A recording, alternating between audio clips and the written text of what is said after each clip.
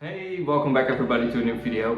Today we're going to talk about the 45P behind me. As you know, we've already scaped it and now it's finally time to flood it. So it has been standing here for 2.5 months doing the lazy dry start method that I learned from juries. And I have to say it gives its name worth because it really has been a lazy dry start. I only had the lights on from around 6 to 8 hours, only did some small trimmings for plants that weren't growing quite nicely, and I had a little bit of algae here and there with some water overload because I sprayed it too much, because I didn't need it to spray it as much as I thought I would. So I changed it from every other day to maybe sometimes in 3 days and left it alone. Just the foil on top, sometimes, you know, let the air turn around, and I have to say I chucked some springtails in it and they did their job nicely as well because there was no mold. I had some problems with HE Cuba melting, but after some time I replanted it and now it's growing quite strong. So after I flood it, I hope it will adapt as well. So without further ado, I think it's time to flood it, show you how it has been growing, and also show you the gear as well. I've got some new cool stuff sent to me by Plantedbox. So I got the new regulator, also the Nano diffusers as well. So we're going to implement that, and like I said, let me get started and show you around. So first off, I want to thank Plantedbox for sending me this beautiful sponsored goodie.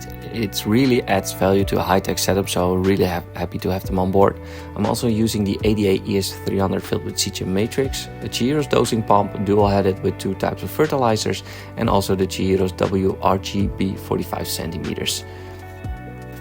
And as you can see, I already started filling up the tank. I'm using some thick paper towel to make it wet at first and then throw slowly water on it, so it won't mess with your hardscape, with your plants, with your soil. It won't get everywhere. But I think it's not really a pro tip. Most people know how to do it, but it really helps for me. Usually I just chuck my hand in and throw it on there, but you know, with this kind of hardscape, you don't want to mess up the sand path and everything around it. So I had been thinking about what to use for fish and shrimp, and I was still pretty indecisive. Already had like loads of different neocaridinae, and I was like, do I want to use them again? And for me it was quite hard because there weren't much shops around selling caridinae, and I could import them or look on the Dutch eBay, but it wasn't my first choice.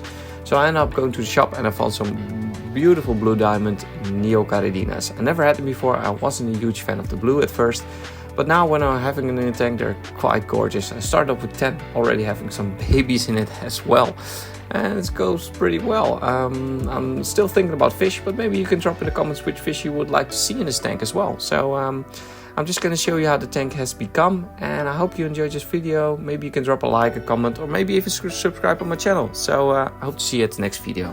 Thank you for watching.